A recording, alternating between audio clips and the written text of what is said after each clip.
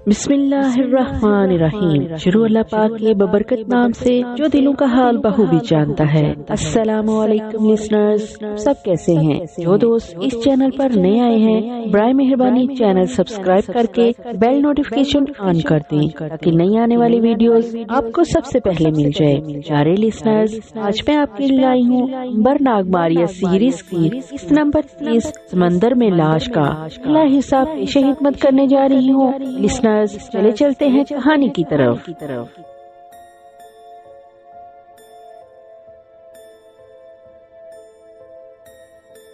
Japan पर एक नेकदिल हुक्मरान की हुकूमत थी। बादशाह एक रहमदिल इंसान था, मगर उसका वजीर बेहद मक्कार और बेरहम इंसान था। वो बादशाह और उसके बेटे को मारकर खुद तो ताज पर कब्जा करना चाहता था। उसने सिपा सलार और शाही महल के हासामों को अपने साथ मिला रखा था। वो बादशाह और शहजादे को खाने में एक ऐसा जहर दे रहा था जिससे आदमी आहिस्ता आहिस्ता मरता है और किसी को शक्ति नहीं होता उसे जहर दिया गया है। शहजादा बीमार होकर केशु शहर से दूर एक पहाड़ी के महल में बिस्तर पर पड़ा था और बूढ़ा बादशाह अपने शाही महल में बीमार रहने लगा था। जिस वक्त अंबर नाग और मारिया जापान के मशहूर शहर केशु की सराय में उतरे, उस वक्त नेकदिल बूढ़े जापानी बादशाह का चिराग गुल हो रहा था। वजीर बड़ा खुश था कि अब वो सल्तनत का बादशाह बन जाएगा, तख्त पर का कब्जा हो जाएगा। सिपा सलार को उसने ये लालच देकर अपने साथ मिला रखा था कि वो इसे अपना वजीर बना लेगा और उसके बेटे को फौज का सिपा सलार बना देगा। ये सारी साजिश शाही महल के अंदर ही अंदर परवान चढ़ रही थी और रियाया को इसकी कानो कान खबर नहीं थी। रियाया अपने बादशाह और शहजादे से बड़ा प्यार करती थी। उनकी बीमारी की वजह से लोग बड़े उदास थे। वो इसे एक कुदरती बीमारी समझ रहे थे जिसका इलाज शाही हकीमों के पास भी नहीं था। वजीर ने बड़ी मक्कारी से काम लेते हुए शहर में ये बात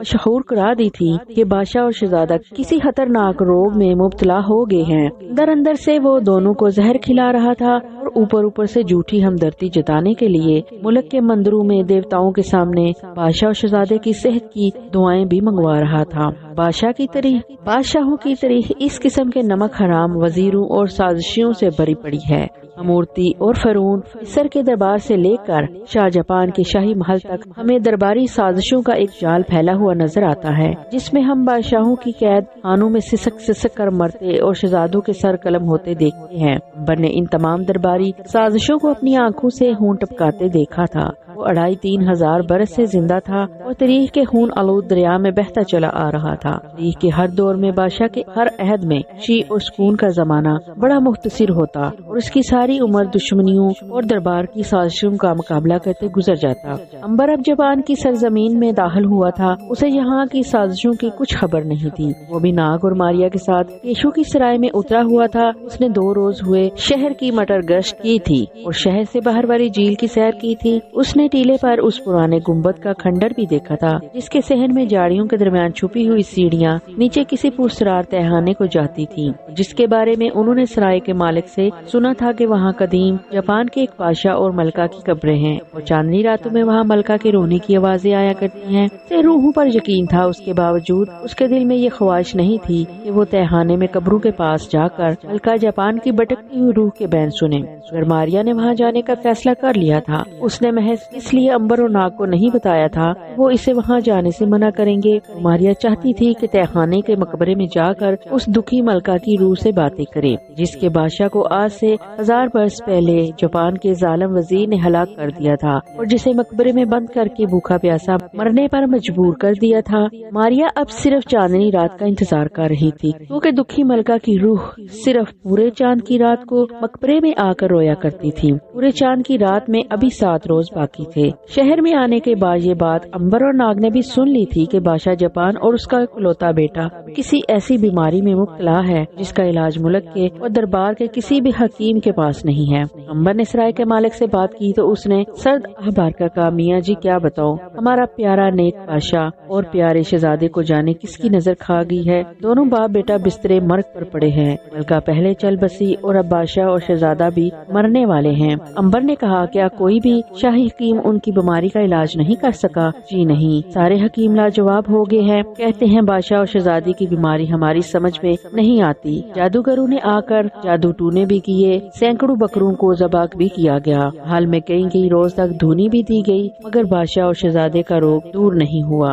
ناگ نے کہا، کیا ہم بادشاہ اور شہزادے کا علاج کر سکتے ہیں؟ سرائے کے مالک نے تعجب سے ناگ کو دیکھا، کیا مطلب ہے تمہارا؟ امبر نے کہا، میرا مطلب ہے کیا ہمیں اجازت مل سکتی ہے کہ ہم شاہی محل میں جا کر بادشاہ کا علاج کر سکیں؟ کیوں نہیں، اگر تم علاج کر سکتے ہو تو تم کھلے بندو شاہی محل میں جا سکتے ہو، مگر سوال یہ ہے کہ کیا تم کوئی حکیم یا سنیاسی ہو؟ بادشاہ کے اس مرض کا علاج کرو گے؟ شاہی حکیموں کی بھی سمجھ میں نہیں آ رہی۔ امبر نے کہا، بابا ہم حکیم یا سنیاسی نہیں، لیکن کچھ دعائیں ہمارے پاس ایسی ہیں کہ وہ ہر بیماری کو دور کر دیتی ہیں، اگر تم ہمیں شاہی دربار میں پہنچا دو تو ہو سکتا ہے ہماری دوا سے بادشاہ اور شہزادہ تندرست ہو جائیں۔ سرائے کے مالک نے خوش ہو کر کہا، نیکی اور پوچھ میں آج ہی اگر تم چاہو تو تمہیں شاہی محل میں پہنچائے دیتا ہوں۔ ناگ نے کہا، اس وقت شام ہو رہی ہے، میرا خیال ہے ہم کل شاہی محل جانا پسند کریں گے۔ کیوں امبر بھائی، کیا حال ہے تمہارا؟ امبر نے ناگ کی ہاں میں ہاں ملاتے ہوئے کہا، ہمارا خیال ٹھیک ہے، ہم کل دن چڑھے شاہی محل جا کر بادشاہ کا علاج کریں گے اور اپنی دوا آزمائیں گے، ہمیں یقین ہے کہ ہماری دوا سے بادشاہ سلامت ضرور اچھے ہو جائیں گے۔ سرائے کا مالک بولا، میرے بچے، اگر تمہاری دوا نے بادشاہ اور شہزادے کو تندرست کر دیا تو بادشاہ تمہیں سر آنکھوں پر بٹھائے گا اور رعایا تمہیں دوائیں دے گی، کیونکہ ہم اپنے نیک بادشاہ اور شہزادے سے بے حد پیار کرتے ہیں۔ امبر نے کہا، فکر نہ کرو بابا، میرے خدا نے چاہا تو ہماری دوا اپنا پورا اثر دکھائے گی اور ہم کامیاب ہو جائیں گے۔ سرائے کا مالک بولا، مگر پیارے بیٹے، یہ تو بتاؤ کہ یہ خدا کون ہے؟ امبر نے مسکرا کر کہا، بابا پہلے ایک کام سے فارغ ہو جائیں، تمہیں خدا کی طاقت اور عظمت کے بارے میں بھی بتائیں گے۔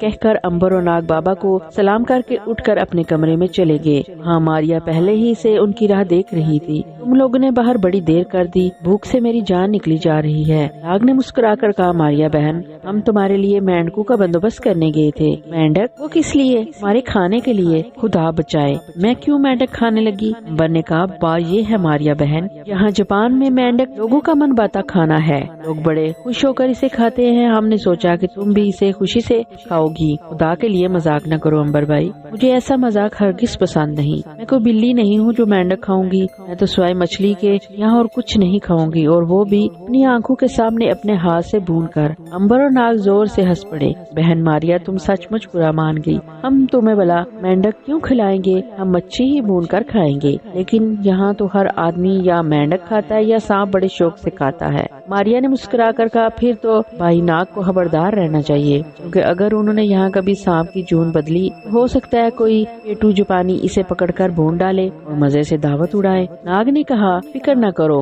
جب سے یہاں آ کر میں نے سنا ہے اور دیکھا ہے کہ جاپانی لوگ سانپ بڑے شوق سے کھاتے ہیں، میں بہت چوکس ہو گیا ہوں، اور میرا خیال ہے کہ میں یہاں سانپ کی جگہ شیر یا ہاتھی کی جون میں بدلنے کی کوشش کیا کروں گا، کیونکہ یہ لوگ شیر ہاتھی سے بہت ڈرتے ہیں۔ ماریا نے تنگ آ کر کہا، اچھا بھائی، اس بحث کو چھوڑو اور جلدی سے کھانا منگواؤ، میرے پیٹ میں تو چوہے دوڑنے لگے ہیں۔ امبر نے کہا، مینڈکوں کے بارے میں کیا خیال ہے ماریا بہن؟ ماریا نے منہ بسور کر کہا، خدا کے لیے اب مذاق بس کرو امبر بھائی۔ اس پر دونوں دوست کھلکھلا کر ہنس پڑے اور انہوں نے نوکر کو کمرے میں بلا کر کہا، دیکھو بھائی، ہمارے لیے بنی ہوئی مچھلی کا شوربہ، چوزے کے کباب اور ہرن کے شامی کباب لے آؤ۔ نوکر نے کہا، حضور آپ امیر سوداگر ہیں، کیا آپ مینڈک اور سانپ نہیں کھائیں گے؟ ناگ نے کہا، ارے لعنت بھیجو مینڈک اور سانپ پر، تم جا کر وہی لاؤ جو ہم کہہ رہے ہیں۔ بہت اچھا حضور، ابھی لایا۔ نوکر جانے لگا تو امبر نے کہا، سنو میاں، کھانا ذرا زیادہ لانا، میرا مطلب ہے 3 آدمیوں کا لانا۔ نوکر نے حیرانی سے پوچھا، حضور آدمی تو آپ 2 ہی ہیں، پھر 3 آدمیوں کے کھانا لانے کی کیا ضرورت ہے؟ ناگ نے کہا، بھائی ہمارا مطلب تھا کہ زیادہ کھانا لانا، ہم بڑے پیٹو ہیں، ہم زیادہ کھانا کھاتے ہیں، سمجھ گئے ہو نا؟ نوکر اپنے پیٹ پر ہاتھ پھیر کر بولا، سمجھ گیا حضور، بالکل سمجھ گیا، میں بھی ایک وقت میں 2 آدمیوں کا کھانا کھاتا ہوں، اگرچہ مالک مجھے بہت مارتا ہے، مگر سرکار میں کیا کروں، مار بھی سہ لیتا ہوں اور کھانا بھی 2 آدمیوں کو کھا جاتا ہوں، میں بھی آپ کی طرح پیٹو ہوں۔ ہی नौकर अहमकों की तरह हंसता हुआ बाहर निकल गया। इसके बाहर जाते ही मारिया ने कहा, अंबर भाई, आपने उसे ये क्यों कहा कि 3 आदमियों का खाना लाना? अगर उसे शक हो गया तो फिर क्या होगा? अंबर ने सर झटक कर कहा, अरे नहीं मारिया बहन, इसे शक नहीं पड़ सकता। वो तो एक बेवकूफ नौकर है, उसे क्या मालूम कि क्या हो रहा है। मारिया बोली, भाई ये बेवकूफ नौकर बड़े होशियार होते हैं, हमें इनसे बचकर ही रहना चाहिए और हर किस्म की एहतियात करनी चाहिए। नाग ने कहा, हाँ यार अंबर, मारिया बहन ठीक कहती है, हम एक गैर मुल्क में हैं, यहाँ हमारा कोई दोष या वाकफ नहीं, हमें बड़ी होशियारी और अक्लमंदी से काम लेना चाहिए, हमें अपनी कमजोरियों से किसी को आगाह नहीं करना चाहिए। अंबर ने कहा, अरे नहीं भाई, ऐसी कोई बात नहीं, तुम घबराओ नहीं, बहरहाल आइंदा से मैं एहतियात से काम लूंगा। मारिया का ख्याल दुरुस्त था। नौकर अगरचे बेवकूफ था मगर होशियार भी बहुत था। वो ये सोचने लगा, इन लोगों ने 3 आदमियों के खाने के बारे में क्यों कहा। यही सोचते सोचते सराय के मालिक के पास गया और कहने लगा, सौदागरों के कमरे में 3 आदमियों का खाना चाहिए। सराय के मालिक ने कहा, अरे तुम्हारा दिमाग तो खराब हो गया है क्या? वहाँ तो 2 सौदागर हैं। फिर उन्होंने 3 आदमियों का खाना किस लिए मंगवाया? नौकर ने कहा, उन्होंने तो यही कहा है। फिर बोला कि नहीं, उन्होंने कहा था कि हम ज्यादा खाना खाते हैं, इसलिए 3 आदमियों का खाना ले आओ। मगर सराय के मालिक का माथा ठनका और वो सोचने लगा, कहीं ये सौदागर जादूगर तो नहीं है, बादशाह का इलाज भी करने का दावा कर रहे हैं और 2 आदमी होकर 3 आदमियों का खाना भी मांग रहे हैं। जरूर ये जादूगर है और उन्होंने अपने हमजाद को काबू कर रखा है। दूसरे रोज सराय का मालिक अंबर और नाग को लेकर शाही महल की तरफ चल पड़ा। बादशाह के शाही महल के बाहर बड़ा सख्त पहरा था, मगर बादशाह का हुक्म था कि जो शख्स मेरे बेटे का इलाज करने आ रहा हो, इसे बिल्कुल न रोका जाए। सराय के मालिक ने अंबर को ले जाकर शाही महल के बड़े पहरेदार से मिलवाया और उसने पूछा, ये कौन लोग हैं? ये कोई दूसरे मुल्क के लोग मालूम होते हैं। सराय के मालिक ने कहा, ए कोतवाले महल, ये दोनों भाई हैं और मुल्क मिस्र से आए हैं। ये हकीम हैं, ये कहते हैं कि इनके पास शहजादे और बादशाह का इलाज मौजूद है। अगर आप इजाजत दें तो इनको बादशाह सलामत की हुजूर पेश किया जाए। कोतवाल बोला, इसमें इजाजत की कौन सी बात है भाई, हमें तो खुशी है। अगर ये हमारे प्यारे बादशाह और शहजादे का इलाज करके इन्हें तंदुरुस्त कर दे, इन्हें मेरे साथ भेज दो, मैं खुद इन्हें लेकर बादशाह सलामत की ख्वाबगाह में जाऊंगा। सराय के मालिक ने अंबर से कहा, लो बेटा, अब तुम ये समझो कि बादशाह सलामत के पास पहुंच गए हो। देवता तुम्हारी दुआओं में असर डाले और हमारा प्यारा बादशाह और नेक दिल शहजादा अच्छा हो जाए। अच्छा, यहाँ अब हमारी तुम्हारी मुलाकात सराय में होगी। सराय का मालिक अंबर और नाग को कोतवाल के हवाले करके वापस आ गया। कोतवाल उन दोनों को लेकर शाही महल के बड़े देवान खाने में पहुंचा और वहाँ खास फौजी दस्ते के कमांडर से कहा कि अंबर और नाग को बादशाह सलामत के हुजूर पेश किया जाए, क्योंकि वो बीमार शहजादे का इलाज करेंगे। ईमानदार उन दोनों को लेकर बादशाह सलामत की ख्वाबगाह में आ गया। बादशाह सलामत मसैरी पर लेटा हुआ था। अंबर ने देखा कि बादशाह बड़ा कमजोर और नाजुक हो रहा है। इसकी दाढ़ी और सर के बाल सफेद होने लगे थे, रंग जर्द था, आंखों के नीचे सब्जी माइल हल्के थे। अंबर और नाग फौरन समझ गए कि इससे जहर दिया जा रहा है। ये निशानियां उस शख्स की होती हैं जिसे खाने में आहिस्ता आहिस्ता मारने वाला जहर दिया जा रहा हो। अंबर और नाग ने बादशाह को झुककर सलाम किया। बादशाह ने आहिस्ता से हाथ उठाकर कहा, तुम लोग कौन हो और कहाँ से आए हो? अंबर ने कहा, बादशाह सलामत, हम दोनों भाई हैं। हम मुल्क मिस्र से सहरो सियाहत करते करते यहाँ पहुँचे हैं। हमें जापान का मुल्क देखने का बहुत शौक था। यही शौक हमें आपके देश में खींच लाया। यहाँ आकर हमने सुना कि नसीबे दुश्मना आप बीमार हैं। हमारे दिल में ख्याल आया कि क्यों ना आपका इलाज करके आपको तंदुरुस्त किया जाए, क्योंकि हमने ये देख लिया था कि रियाया आपसे बहुत प्यार करती है और आपका ज्यादा देर तक जिंदा रहना और शहजादा सलामत का तंदुरुस्त रहना बहुत जरूरी है। बादशाह मुस्कुराया और कहने लगा, क्या तुम लोग हकीम हो या इससे पहले तुमने किसी बीमार का इलाज किया है? अंबर ने कहा, हाँ बादशाह सलामत, हम हकीम तो नहीं हैं, मगर हम इससे पहले कई बीमारों का इलाज करके इन्हें तंदुरुस्त कर चुके हैं। वैसे मैंने मिस्र में हिकमत का सबक भी लिया था।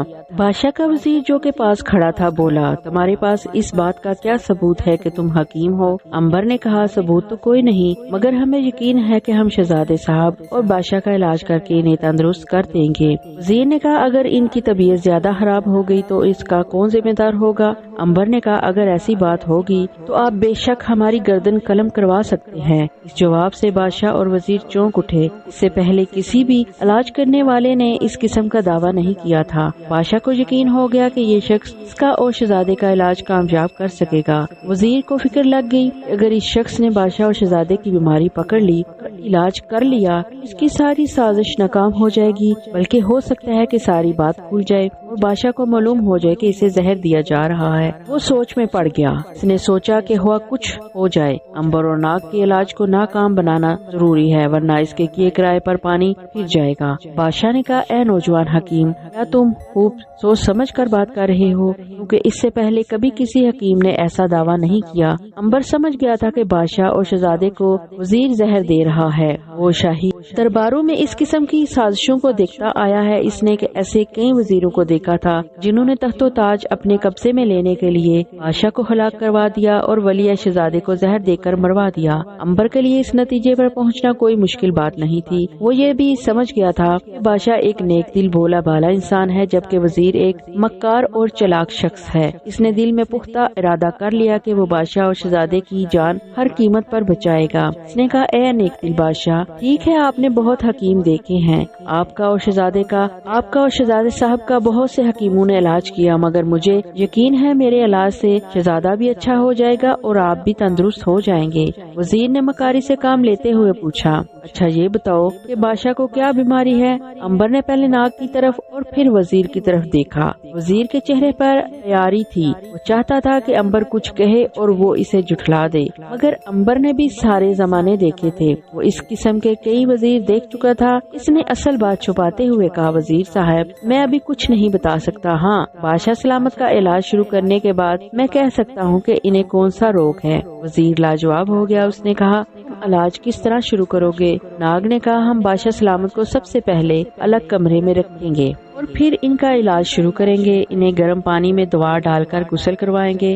بادشاہ نے کہا ٹھیک ہے نوجوان حکیموں، تم میرا اور میرے شہزادے کا علاج آج ہی سے شروع کر دو، چلو میرے ساتھ پہاڑی والے محل پر اور میرے بیٹے کو بھی دیکھو۔ میں چاہتا ہوں کہ تم پہلے میرے شہزادے کا علاج کرو، وہ مجھ سے زیادہ بیمار ہے۔ عنبر نے سر جھکا کر کہا ہم حاضر ہیں حضور۔ بادشاہ نے حکم دیا کہ فوراً ہاتھ سواری کا انتظام کیا جائے۔ اسی وقت سواری کا بندوبست ہو گیا اور بادشاہ عنبر، ناگ اور وزیر کو لے کر پہاڑی والے شاہی محل کی طرف روانہ ہو گیا۔ وزیر پریشان تھا کہ کہیں یہ لوگ بادشاہ اور شہزادے کو تندرست نہ کر دے، وہ تو بادشاہ اور شہزادے کو ہلاک کرنے کے جتن کر رہا تھا۔ بہرحال وہ ساتھ ساتھ چلا جا رہا تھا۔ پہاڑی والے محل میں عنبر اور ناگ نے شہزادے سے ملاقات کی۔ شہزادہ بہت بیمار تھا، وہ بستر سے اٹھ بھی نہیں سکتا تھا، زہر نے اس پر بہت اثر کر دیا تھا، وہ مرنے کے قریب تھا۔ ناگ نے شہزادے کی آنکھوں میں زہر کو صاف پہچان لیا تھا۔ عنبر نے شہزادے کی نبض دیکھی تو کانپ اٹھا، نبض بڑی آہستہ آہستہ چل رہی تھی، شہزادہ بڑی مشکل سے بول سکتا تھا۔ عنبر نے پوچھا شہزادہ سلامت آپ کو بھوک لگتی ہے یا نہیں؟ شہزادے نے آہستہ سے کمزور آواز میں کہا بہت کم بھوک لگتی ہے مجھے۔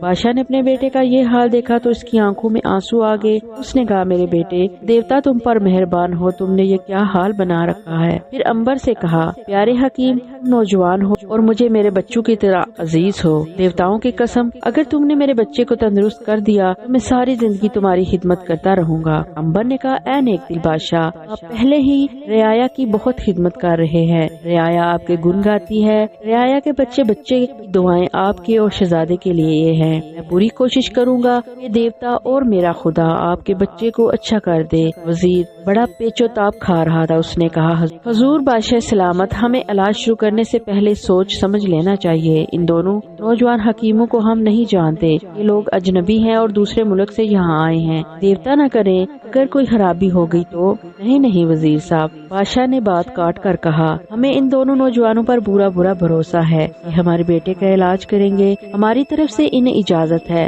وزیر کے پاس کوئی جواب نہیں تھا، وہ خاموش ہو گیا جیسے حضور کی مرضی۔ عنبر نے کہا بادشاہ سلامت، میں اپنا علاج شروع کرنے سے پہلے چاہتا ہوں کہ شہزادے کے کمرے کو دوسرے لوگوں سے بالکل خالی کر دیا جائے، اس کمرے میں سوائے آپ کے اور آپ کے شہزادے کے اور کوئی نہ ہو۔ یہ بات وزیر کے لیے بہت فکر اور پریشانی والی تھی، لیکن بادشاہ کو عنبر پر اس قدر بھروسہ تھا کہ اس نے اسی وقت حکم دیا کہ کمرے سے سب لوگ چلے جائیں۔ بادشاہ کے حکم کے آگے کسی کی کیا مجال تھی کہ وہ انکار کرے، چنانچہ چپکے سے وزیر اور اس کے دوسرے ساتھی باہر نکل گئے۔ اب خوابگاہ میں بادشاہ، ناگ، عنبر اور شہزادہ رہ گئے تھے۔ شہزادے پر نیم بے ہوشی طاری تھی، وہ نہ بات کر سکتا تھا اور نہ بستر پر ہل جل سکتا تھا۔ عنبر نے بادشاہ سے کہا حضور اگر آپ نے اپنا اور شہزادے کا علاج توجہ سے نہ کیا تو دونوں کی جان کا خطرہ ہے۔ یہ آپ کی خوش قسمتی ہے کہ میں اور میرا بھائی یہاں آ گئے، اس لیے کہ جو بیماری آپ کو اور شہزادے کو ہے اس کا علاج سوائے ہمارے اور کسی کے پاس نہیں ہے۔ بادشاہ نے کہا میرے بچے، میں ساری عمر تمہارا شکر گزار رہوں گا، میں پوری توجہ سے علاج کرواؤں گا، تم بے فکر ہو کر علاج کرو۔ پہلے یہ بتاؤ کہ شہزادے کے بچنے کی کوئی امید ہے؟ امبر نے کہا پوری امید ہے کہ شہزادہ سلامت بچے رہیں گے۔ اگر ہم لوگ یہاں پہنچنے میں دیر کر دیتے تو شہزادے کا بچنا محال تھا۔ بادشاہ نے پوچھا میرے بچے یہ بتاؤ کہ شہزادے کو بیماری کون سی ہے؟ امبر نے کہا بادشاہ سلامت کیا آپ کو یقین ہے اس وقت ہماری باتیں سوائے آپ کی اور کوئی نہیں سن رہا؟ بادشاہ نے بولا یقین کرو ہم یہاں مکمل تنہائی میں ہیں اور ہماری باتیں کوئی بھی غیر آدمی نہیں سن رہا۔ امبر نے کہا پھر غور سے سنیے، میں آپ کو آپ کی اور شہزادے کی بیماری کی وجہ بیان کرنے لگا ہوں۔ بادشاہ آگے کو ہو کر سننے کے لیے بےتاب ہو گیا۔ امبر نے کہا بادشاہ سلامت آپ کو اور آپ کے شہزادے کو زہر دیا جا رہا ہے۔ بادشاہ چونک اٹھا، کیا کہا زہر دیا جا رہا ہے؟ ہاں بادشاہ سلامت، زہر آپ کو اور شہزادے کو زہر دیا جا رہا ہے۔ یہ ایک بڑا ہی خطرناک زہر ہے، اس کا اثر آہستہ آہستہ ہوتا ہے اور آدمی بستر پر پڑ جاتا ہے اور دھیرے دھیرے کمزور ہوتا ہوتا آخر ایک دن مر جاتا ہے۔ آپ کو اور شہزادے کو بھی یہی زہر دیا جا رہا ہے۔ بادشاہ نے حیرانگی سے پوچھا مگر یہ تم کیا کہہ رہے ہو میرے بچے؟ مجھے اور میرے بیٹے کو کون زہر دے سکتا ہے؟ کیسے زہر دے سکتا ہے؟ امبر نے کہا یہ مت پوچھے کہ آپ کو کون اور کیوں اور کیسے زہر دے رہا ہے، بس آپ یہ سمجھ لیں کہ کوئی آپ کا دشمن ہے جو آپ کو اور آپ کے بچے کو ہلاک کرنا چاہتا ہے۔ وہ آپ کو ختم کر کے کوئی مقصد حاصل کرنا چاہتا ہے۔ بادشاہ نے پوچھا یہ زہر کیسے دیا جا رہا ہے؟ کھانے میں، پینے میں؟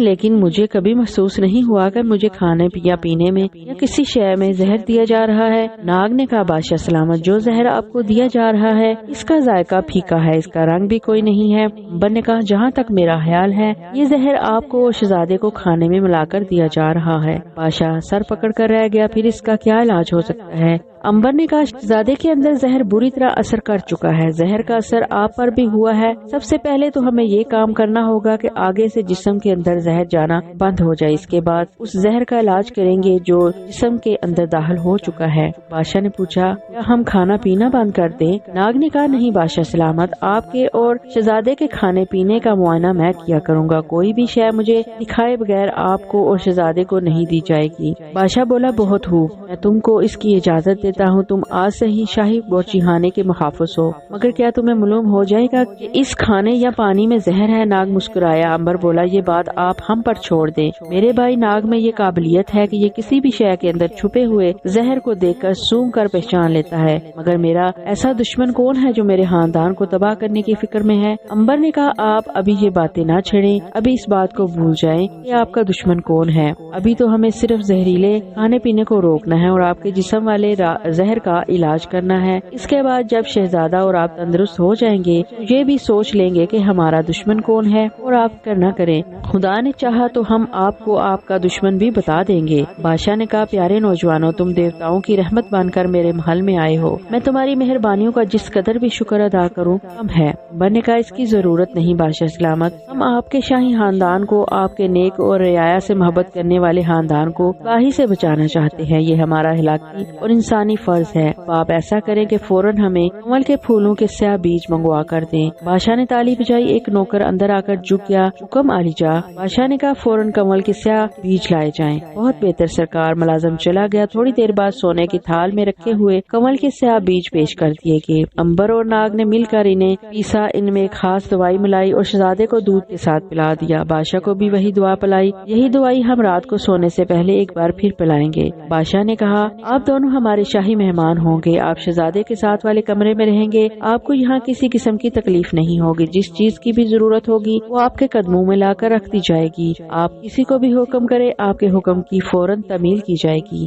وزیر کو جب معلوم ہوا کہ ناگ بورچی خانے کا محافظ لگا دیا گیا ہے تو وہ بڑا سٹپٹایا، مگر بادشاہ کے حکم کے آگے وہ کچھ نہیں کر سکتا تھا۔ بادشاہ کا حکم وہ بھی نہیں ٹال سکتا تھا، جب تک بادشاہ زندہ تھا اسے اس کا حکم ماننا ہی پڑتا۔ اس نے شاہی بورچی کو بلوایا جو اس کے ساتھ ملا ہوا تھا، اس کے ساتھ ہی وزیر نے چپکے سے سپہ سالار کو بھی بلا لیا۔ یہ کمبخت دونوں حکیم امبر اور ناگ نے آ کر ہمارے لیے ایک نئی مصیبت پیدا کر دی ہے، وہ شاہی بورچی خانے کا محافظ بن گیا ہے۔ بادشاہ کو اور شہزادے کو دیا جانے والا کھانا اور پانی وہ خود جانچا کرے گا۔ یہ تو بڑا کام خراب ہو گیا، اس کم بخت کو معلوم ہو جائے گا کہ کھانے پینے میں زہر ملا ہوا ہے۔ سپہ سالار نے کہا، مگر اسے کس طرح معلوم ہوگا کہ کھانے میں زہر ہے؟ زہر تو پھیکا ہے، بے رنگ ہے، تو نہ دیکھا جا سکتا ہے اور نہ سونگا جا سکتا ہے، اسے چکھ کر بھی معلوم نہیں کیا جا سکتا۔ وزیر نے کہا، لیکن ایسا لگتا ہے کہ یہ بڑے زبردست حکیم ہیں، ان کم بختوں کو پتہ چل گیا ہے کہ کھانے میں زہر ہے۔ بورچی نے کہا، سرکار آپ کیسی باتیں کرتے ہیں، میں کس دن کے لیے آپ کا نمک کھا رہا ہوں؟ دیوتاؤں کی قسم، آج سے ایسی استادی کے ساتھ زہر ملاؤں گا کہ ناک حکیم کا باپ بھی آ جائے تو معلوم نہ کر سکے گا کہ کھانے میں زہر ملا ہوا ہے۔ وزیر بولا، اگر تم ایسا کر سکو تو یہ بڑی اچھی بات ہوگی، ورنہ میں تو ناامید ہو چلا ہوں۔ شاہی بورچی نے کہا، سرکار ناامید ہونے کی ضرورت نہیں ہے، یہ آپ کا غلام کس لیے زندہ ہے؟ آخر ہم 100 پشتوں سے شاہی خاندانوں کے کھانے پکا رہے ہیں اور بادشاہوں کو زہر دے رہے ہیں، ہمارا تجربہ کب کام آئے گا؟ آپ ذرا آج ناک کو آنے تو دیں، میں زہر ملاؤں گا اور دیکھوں گا کہ وہ کیسے معلوم کرتا ہے کہ کھانے میں زہر ہے۔ سپہ سالار نے پوچھا،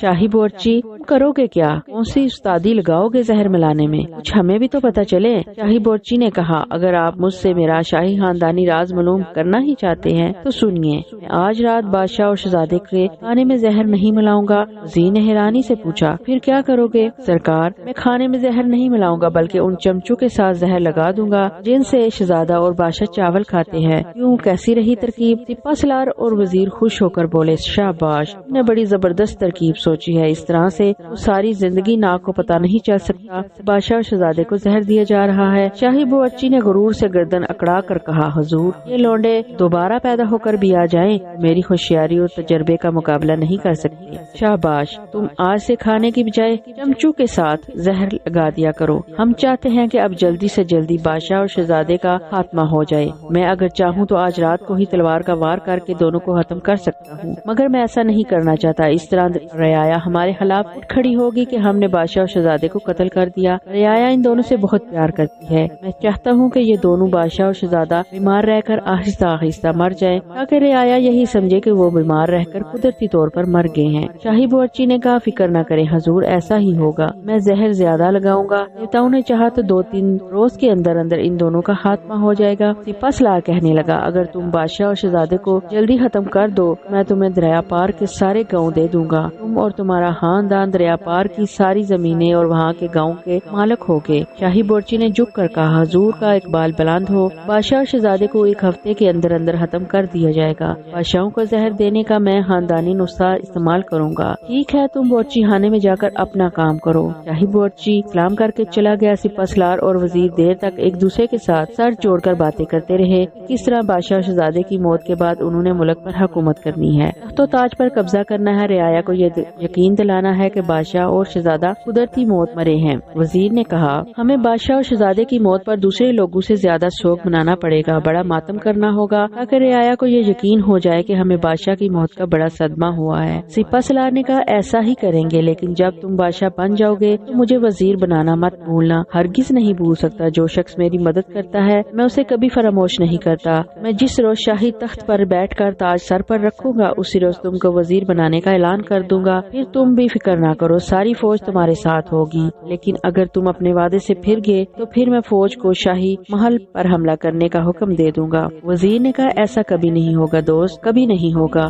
دونوں وزیر اور سپہ سالار اپنی نئی سازش کا خیال دل میں لے کر وہاں سے چلے گئے۔ انہیں معلوم تھا کہ بادشاہ اس وقت تک پہاڑی والے محل میں ہی رہ گئے جب تک کہ امبر اور ناگ شہزادے کا مکمل علاج نہیں کر لیتے۔ شاہی بورچی کی نئی ترکیب پر وزیر اور سپہ سالار بڑے خوش اور مطمئن تھے۔ انہیں دل سے یقین تھا کہ امبر اور ناگ کبھی یہ معلوم نہیں کر سکیں گے کہ کھانے کے چمچوں کے ساتھ بے رنگ، بے ذائقہ اور نظر نہ آنے والا زہر کا سفوف مل دیا گیا ہے۔ سپہ سالار بھی وزیر کے ساتھ چلاکی کر رہا تھا جس طرح کہ وزیر اس کے ساتھ مکاری سے کام لے رہا تھا۔ وزیر نے دل میں فیصلہ کر رکھا تھا کہ جو ہی شہزادے اور بادشاہ کی موت کے بعد اس نے تخت پر قبضہ کیا وہ سپہ سالار کو اسی وقت قتل کروا دے گا، کیونکہ جو سپہ سالار بادشاہ سے غداری کر سکتا ہے وہ وزیر سے بھی غداری کر سکتا ہے۔ دوسری طرف سپہ سالار نے بھی دل میں ٹھان رکھی تھی کہ بادشاہ اور شہزادے کی موت کی خبر آتے ہی وہ وزیر کو قتل کروا دے گا اور فوج میں یہ مشہور کر دے گا کہ وزیر نے بادشاہ اور شہزادے کو زہر دے کر ہلاک کیا تاکہ فوج کی ہمدردیاں سپہ سالار کے ساتھ ہو جائے، اس لیے کہ فوج بادشاہ سے محبت کرتی تھی۔ اگر ایسی بات نہ ہوتی تو سپہ سالار کب کا بادشاہ کو ختم کر کے اس پر قبضہ جما چکا ہوتا۔ امبر اور ناگ کو بیمار شہزادے کے ساتھ والا کمرہ دے دیا گیا تھا، اس کے ساتھ ہی شاہی بورچی خانہ تھا جہاں شاہی بورچی نے چمچے کے ساتھ زہر کا سبوب مل دیا تھا تاکہ رات کے کھانے پر شہزادے اور بادشاہ کو روز کی طرح زہر کی خوراک ملتی رہے۔ امبر اور ناگ نے کمل کے بیج شہزادے اور بادشاہ کو پلا دیے۔ وہ اپنے کمرے میں آ گئے۔ امبر نے ناگ سے کہا، ناگ مجھے یقین ہے کہ یہ وزیر ہی ہے جو شاہی بورچی کے ساتھ مل کر بادشاہ اور شہزادے کو زہر کھلا رہا ہے۔ ناگ نے کہا، اس میں کوئی شک نہیں، ظاہر ہے وزیر ان دونوں کو قتل کر کے خود بادشاہ بننا چاہتا ہے اور سپہ سالار جو ہے وزیر کے ساتھ سازش میں ملا ہوا ہے۔ اس کا مطلب یہ ہے کہ ہمیں بڑا ہوشیار رہنا پڑے گا کیونکہ ہمارا مقابلہ دو دھاری تلوار سے ہے۔ فکر نہ کرو امبر، کم سے کم آج کے بعد سے بادشاہ اور شہزادے کو کھانے یا پانی وغیرہ میں زہر بالکل نہیں ملے گا، اور اگر زہر نہ ملا تو میں 2 دن میں بادشاہ اور شہزادے کو تندرست کر دوں گا۔ شام کو امبر جا کر ماریا کو بھی پہاڑی والے شاہی محل میں لے آیا۔ اس کی آمد کی کسی کو خبر نہ ہوئی کیونکہ وہ کسی کو نظر نہیں آ رہی تھی۔ امبر اور ناگ نے بادشاہ کی بیماری اور وزیر سپہ سالار کی سازش اور شاہی بورچی ہاتھوں زہر کھلانے کی ساری باتیں ماریا کو سنا دی تاکہ وہ بھی اپنے دوستوں اور دشمنوں سے خبردار رہے۔ رات کے کھانے کا معائنہ کرنے کے لیے ناگ بورچی خانے کی طرف آ گیا۔ شاہی بورچی ناگ سے پہلے ہی ہوشیار ہو چکا تھا۔ اسے معلوم تھا کہ آج رات شہزادے اور بادشاہ کو جو کھانا جائے گا اس کی نگرانی ناگ کرے گا، اس کا معائنہ بھی کرے گا اور یہ بھی دیکھے گا کہ کہیں اس کے اندر زہر تو نہیں ملا ہوا۔ شاہی بورچی نے خاص طور پر کھانے میں زہر نہیں ڈالا تھا بلکہ زہر کھانے والے چمچوں کے ساتھ لگا دیا گیا تھا۔ ناگ بورچی خانے میں داخل ہوا تو بورچی نے بڑے ادب سے اٹھ کر اسے سلام کیا۔ خوش آمدید حضور، یہ ہماری خوش قسمتی ہے کہ آپ ہمارے بورچی خانے میں تشریف لائے۔ فرمائیے آپ اس وقت کیا کھانا پسند کریں گے؟ ناگ اچھی طرح جانتا تھا کہ وزیر اس بورچی کے ساتھ مل کر بادشاہ اور شہزادے کو زہر دے رہا ہے۔ بورچی سے ملے بغیر یہ خطرناک کھیل کھیلا ہی نہیں جا سکتا۔ وہ صرف یہ دیکھنا چاہتا تھا بورچی نے شاہی کھانے میں زہر کس قدر اور کتنی مقدار میں ملایا ہے۔ اس نے کہا، ہمارا شکریہ میاں، میں اس وقت کچھ نہیں کھاؤں گا۔ بورچی نے خوش آمد کرتے ہوئے کہا، پھر سرکار پھلوں کا رس پی لیجیے، کم سے کم ہماری دلجوئی ہو جائے گی۔ ناگ بورچی کی باتونی اور لچھے دار خوش آمدانہ باتوں سے تنگ آ گیا تھا۔ اس نے کہا، اچھا بھائی مجھے ایک گلاس اناناس کا رس پلا دو۔ زہ نصیب زہ نصیب۔ بورچی نے چاندی کا ایک گلاس بھر کر ناگ کو پیش کیا۔ ناگ نے جوس پی لیا اور گلاس تپائی پر رکھ دیا تو بورچی نے پوچھا، حضور کیسا تھا شربت؟ بہت اچھا تھا سرکار، یہ ہاتھ شاہی باغات میں اگے ہوئے پھلوں کا رس تھا اور حضور اس کو آپ کے خادم نے ہاتھ اپنے ہاتھوں سے تیار کیا تھا، شکریہ۔ ناگ نے بات پلٹتے ہوئے کہا، یہ بتاؤ کہ شاہی محل میں جانے والے کھانے کا تشت لگا دیا ہے کیا؟ بورچی بولا، جی حضور کھانا لگا دیا ہے، بس آپ کا انتظار تھا کہ آپ تشریف لائیں اور کھانے کا معائنہ کریں تاکہ اسے بادشاہ اور شہزادے کے حضور میں پیش کیا جائے۔ دیوتاؤں کی لعنت ہو اس شخص پر جس نے ہمارے پیارے بادشاہ اور نیک دل شہزادے کو بیمار کیا۔ سرکار بھلا یہ کیسے ہو سکتا ہے کہ میرے ہوتے ہوئے کوئی کھانے میں زہر ملا سکے؟ میں تو ایسے غدار کی گردن اتار کر رکھ دوں۔ ناگ نے مسکرا کر بولا، کوئی بات نہیں، اگر مجھے اس کا پتہ چل گیا تو میں خود اس کی گردن اتار دوں گا۔ بورچی نے کہا، سرکار ہم اپنے بادشاہ سلامت کا نمک کھاتے ہیں، بھلا ہم کبھی یہ برداشت کر سکتے ہیں کہ ہمارے بادشاہ سلامت کو کوئی ہلاک کرنے کی کوشش کرے؟ ٹھیک ہے میاں، کوئی بات نہیں۔ اچھا اب ذرا کھانا تو میرے پاس لے آؤ۔ بہت بہتر حضور۔ بورچی نے ملازموں کو حکم دیا۔ وہ کھانے کا تشت لے کر ناگ کے سامنے رکھ کر ہاتھ باندھ کر کھڑے ہو گئے۔ ناگ نے سامنے تشتریوں میں قسم قسم کے کھانے لگے ہوئے دیکھے۔ اس نے سب سے پہلے تشتری اٹھا کر اسے غور سے دیکھا۔ ناگ چونکہ خود سانپ تھا اس لیے اس کو زہر کا فوراً پتہ چل جاتا تھا۔ بورچی بڑے غرور سے پاس ہی کھڑا ناگ کو غور سے دیکھ رہا تھا۔ ناگ نے پہلی تشتری رکھ دی، اس میں زہر نہیں تھا۔ دوسری تشتری اٹھا کر اسے غور سے دیکھا اور وہ بھی اس میں رکھ دی، اس میں بھی زہر نہیں ملا ہوا۔ ناگ نے باری باری ساری تشتریاں اٹھا کر غور سے دیکھا، انہیں چکھا بھی، اسی میں زہر نہیں ملا تو وہ بڑا حیران ہوا کہ اگر اس کھانے میں زہر نہیں تو پھر بادشاہ اور شہزادے کو کون زہر دے رہا ہے؟ پانی میں بھی زہر نہیں تھا۔ ناگ نے ایک بات وہاں بیٹھے ہی محسوس کی تھی کہ اسے بورچی خانے میں زہر کی ہلکی ہلکی بو آ رہی تھی۔ یہ بو صرف ناگ ہی محسوس کر سکتا تھا، لیکن یہ بات معلوم نہیں ہو رہی تھی کہ آخر وہ زہر کہاں ہے۔ بورچی بڑا خوش ہو رہا تھا کہ ناگ زہر تلاش کرنے میں ناکام رہا۔ اٹھ کر دوسری طرف گیا تو ناگ نے ایک چمچے کو پکڑ کر سونگا۔ چمچے کے سونگتے ہی ساری بات کھل گئی۔ چمچے کے ساتھ زہر لگا دیا گیا تھا۔ اس نے باری باری چاروں چمچے دیکھے، چاروں کے ساتھ بڑا ہی قاتل اور مہلک زہر لگایا ہوا تھا۔ ناگ نے بڑی ہوشیاری سے چاروں چمچے جیب میں رکھ لیے اور اس کی جگہ دوسرے تشت میں سے 4 چمچے اٹھا کر اس والے تشت میں رکھ دیے۔